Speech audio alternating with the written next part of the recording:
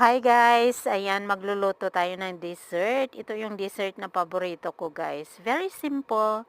Ang tawag namin dito guys sa amin ay binignit. Pero itong binignit na to hindi siya kompleto. Kasi kulang siya sa mga ingredients. Ito lang kasi yung meron ako sa kusina. So, ito lang, kamuti lang siya, maraming kamuti lang, tapos nilagyan ko na lang din yung sago na colorful, na maliliit na sago.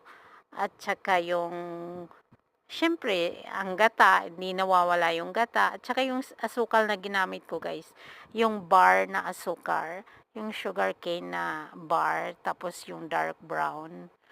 Ngayon, ito yung ating dessert.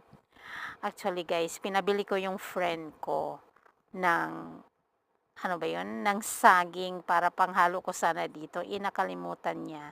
Ang nangyari, so ito na lang yung talagang outcome niya, wala nang iba. Kasi wala na naluto na, walang dalang saging, so ito na lang.